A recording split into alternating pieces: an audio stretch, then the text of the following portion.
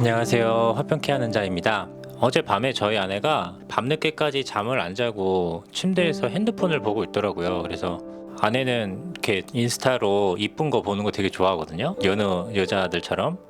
그래서 그거 보는가 싶어서 이렇게 봤더니 그 금쪽 같은 내 새끼 있잖아요. 그걸 보고 있더라고요. 그래서 어제 저녁에도 그거 보고 잘 거라고, 그 내용이 자폐 아이에 관련된 내용이라서 그 내용을 보고 잔다고 저한테 얘기를 했는데 진짜로 그거를 보고 있더라고요. 밤 늦게까지. 근데 저는 그렇게 좀 슬픈 거를 좀 일부러 잘 안 보려고 그래요.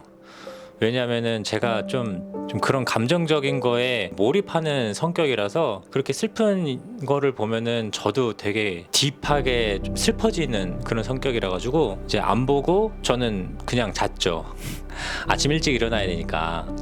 그런데 다음날 아침 일어나서 인스타를 딱 켰는데 제일 먼저 나온 피드가 아내의 피드였던 거예요. 아내가 그 금쪽 같은 내 새끼를 보고 좀, 원래는 잘 그런 거를 잘 안 쓰거든요. 감정적인 표출을 잘 하지 않는 사람이에요, 인스타에. 특히 이렇게 슬프고 우울한 내용 관련해서는. 근데 글을 하나 써놨더라고요. 제가 한번 읽어드릴게요. 이 사회에서 다르게 살아간다는 것은 너무너무 힘든 일임을 알기에 방송을 보는 내내 마음이 쓰렸다.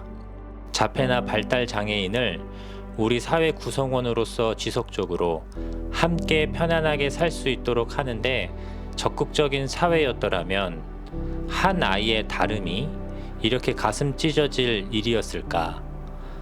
어떤 모양의 삶이든 우리가 우리를 마주치는 것처럼 자연스러워진다면 좋겠다. 하나님 함께 해주세요. 기도손. 그러니까 저는 아내가 평소와 다른 피드를 올려가지고 또 남편으로서 아내가 무엇에 또 그렇게 마음이 동했는지를 좀 알고 싶잖아요. 그래서 저도 유튜브에 풀 영상까지는 아니고 그 클립들 올라오는 거 있잖아요. 짧은 클립들. 그거를 찾아 이렇게 쭉 봤죠. 그 영상을 보고 저도 되게 슬퍼지는 거예요.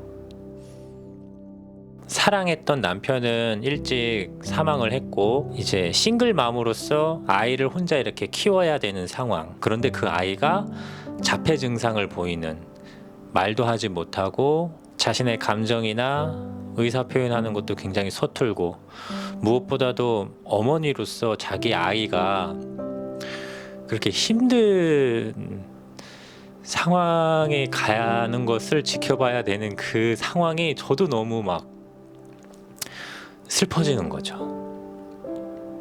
저는 그래서 그 영상을 보고 어머니가 짊고 가셔야 하는 그런 삶의 무게가 정말 가늠이 안 되더라고요. 너무 고통스러울 것 같고, 정말 내 사랑하는 아이가 자폐라는 그런 확증을 받는 그 상황을 인정을 해야 되는 그 지점이, 그리고 그 아이를 홀로 키워야 되는 그런 현실적인 상황이 정말 상상이 잘 안 되겠더라고요.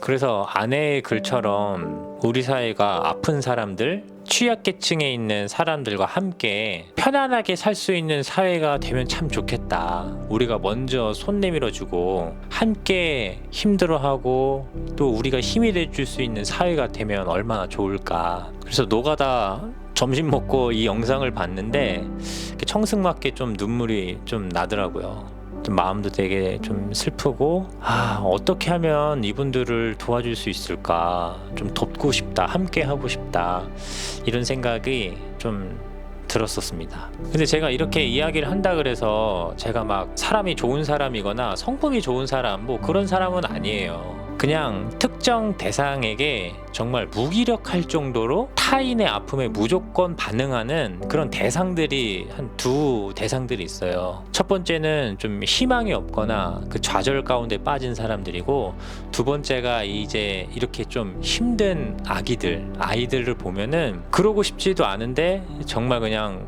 마음이 와르르 무너지는 것처럼 정말 마음이 아프고 어떻게 감정이 주체가 되지 않는 이런 두 대상이 있는 거죠, 저에게. 그래서 제가 사실은 이 두 대상에게 막 감정이 이렇게 몰입이 되고 이입이 돼서 공감이 저절로 일어나고 막 같이 아파하는 그런 성향의 사람이 아니었어요. 왜냐하면은 저는 일평생을 외동으로 살았고 혼자 있는 게 굉장히 편하고 뭐 희망이 없거나 좌절하는 사람들 그리고 이렇게 어린 아이들 이 사람들과 어울릴 수 있는 그런 기회도 거의 없었고 그런 일도 거의 없었고 그래서 제가 어느 시점부터 이렇게 마음이 많이 아프기 시작했나 생각해 보니까 예수님을 믿고 난 다음부터 좀 점점점 시간이 흐르면 흐를수록 그 두 부류의 사람들에게 마음이 많이 쏟아지는 것들을 발견하게 됐어요. 근데 저는 예수님을 믿고 이렇게 좀 타인에게 이웃에게 마음을 좀 쏟고 그들을 도와야 된다 그런 생각을 많이 못했어요. 예수님 처음 믿었을 때는 그냥 저 자신밖에 몰랐었어요. 제 정신과 제 몸 하나를 추스리기도 굉장히 힘들었던 시기들이 굉장히 많아서 이웃을 도와야 되고 뭐 이웃에게 관심을 가져야 되고 그들이 겪는 고통에 이렇게 관심을 가져야 되는 그런 생각을 정말 예수를 믿고 나서도 뭐 한 2년, 3년, 4년 거의 신경 못 쓰고 그냥 내 앞에 주어진 일들에만 이렇게 쭉 몰입하는 그런 그리스도인이었는데 엄밀히 말하면 그리스도인이라고 말할 수 있을까? 또 싶어요. 그때 모습이. 근데 군대에 가서 제가 혼자 이렇게 숙소에서 무릎을 꿇고 기도하고 있는데 정말 메마른 기도를 하고 있었어요. 정말 좀 습관을 쫓아서 하는 기도, 내 마음과 내 인격이 이렇게 오롯이 투영되는 그런 기도가 아니라 그냥 뭔가 주문을 외우는 듯한 아무런 마음이 쓰이지 않는 그런 기도. 그런데 갑자기 기도 중에 환상까지는 아니고 이게 기도 중에 뭐가 이렇게 좀 스쳐갔던 것들이 뭐였냐면 되게 그냥 가난하고 집이 없고 한 끼 식사하는 게 어려운 사람들 그리고 너무나 힘들고 어려운 상황 가운데에 빠져서 절망하고 좌절하는 사람들이 이렇게 쓱 보이면서 하나님 이 사람들을 좀 제발 도와주세요. 이 사람들 하나님 아니면 누가 도와주고 구제해 주겠어요. 누가 이 사람들에게 생명을 줄 수 있겠어요. 하나님 정말 하나님께서 살아계시다라면 그 사람들에게 하나님이 소망이 돼주세요. 이런 기도를 이제 하게 된 거죠. 저도 정말 놀랐어요. 제가 그런 기도를 할 줄은. 그때를 기점으로 그렇게 주변에 소외된 사람들, 관심 가져주지 않는 사람들, 사람들이 만나기 싫어하고 꺼려하는 사람들이 어느 날부턴가 이렇게 보이기 시작하는 거예요. 그래서 그런 사람들이 있으면 먼저 이렇게 손 잡아주고 싶고 도움이 필요한 사람들이 있으면은 그냥 밑도 끝도 없이 그런 사람들을 도와주고 싶고 그러다 보니까 그런 힘들고 어렵고 좌절에 빠진 사람들이 보이면 그냥 제 마음이 그냥 무장해제가 돼서 막 그 마음이 막 쓰이게 되는 거죠. 그리고 어린 아이들 같은 경우는 사실 제가 뭐 청년 시절 때 뭐 사촌들과 교류가 없어서 뭐 애기들을 봐주거나 애들이랑 막 놀아주고 그런 경험이 정말 한 번도 없었어요. 뭐 여름 성경 학교 때 가끔 한 번 있었고 저희 첫째 딸이 태어나기 전까지는 아이를 어떻게 돌봐야 되는지 아이들과 어떻게 소통을 해야 되고 아이들과 어떻게 놀아줘야 되는지 한 번의 경험도 없어가지고 정말 제 관심 밖에 있는 영역의 존재들이었던 거죠. 근데 저희 딸이 태어나고 또 공교롭게도 그 시기 때 제가 이제 0세 7세 아이들 사역을 했었어요. 한 2년. 그러다 보니까 제 아이가 아니더라도 이렇게 아파하는 아이들이나 육체적이든 정서적이든 그 아파하는 아이들을 보면은 그냥 마음이 많이 쓰이더라고요.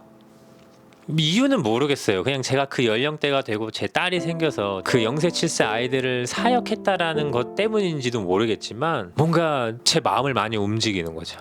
그래서 그 금쪽 같은 내 새끼를 보면서도 뭐 잘 모르는 아이인데 정말 엄마도 엄마지만 저 아이는 얼마나 답답할까. 자기도 말을 하고 싶고 표현을 하고 싶을 텐데 그게 잘 안 되니까 굉장히 행동도 거칠어지게 되고 의사소통을 해야 한다라는 것 자체를 인지를 못하고 대상 자체를 인식하지 못하다 보니까 정말 눈은 뜨고 있지만 소경이 사는 것처럼 정말 막막하게 살고 있는 거잖아요.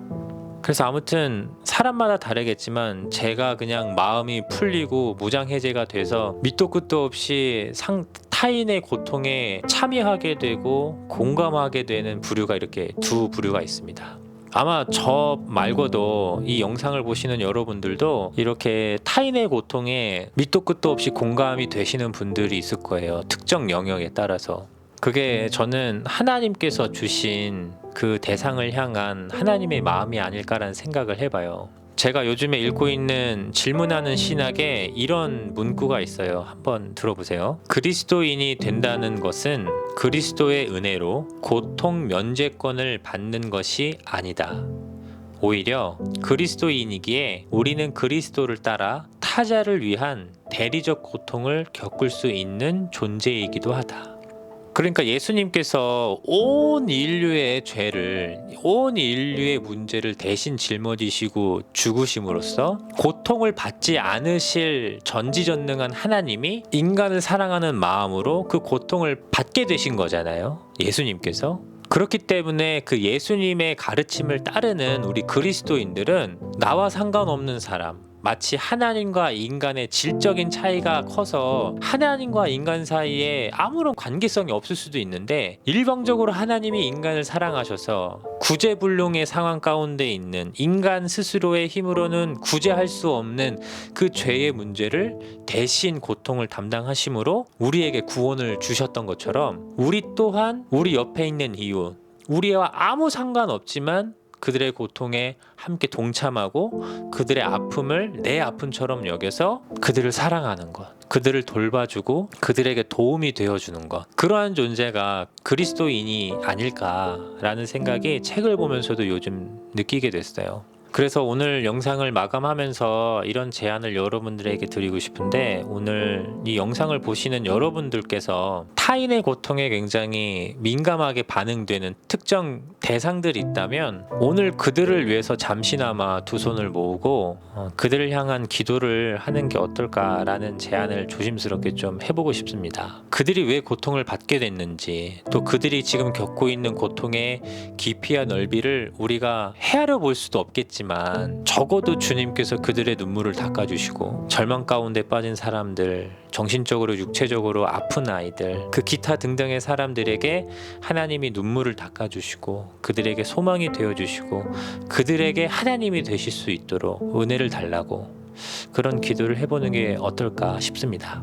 그래서 저도 오늘 자기 전에 오늘 낮에 봤던 그 금쪽 같은 내 새끼에 나온 그 어머님과 아이를 위해서 잠시나마 좀 기도를 하고 그들의 마음에 하나님의 평안과 위로가, 그리고 지금은 굉장히 한 치 앞도 볼 수 없는 절망 가운데 있을 수 있겠지만 하나님께서 그 가운데에서 빛으로 소망이 되어 주시기를 바라는 그런 기도를 좀 드려볼까 해요. 오늘 영상은 여기까지고요. 내일도 좋은 이야기로 여러분들을 찾아뵙도록 하겠습니다.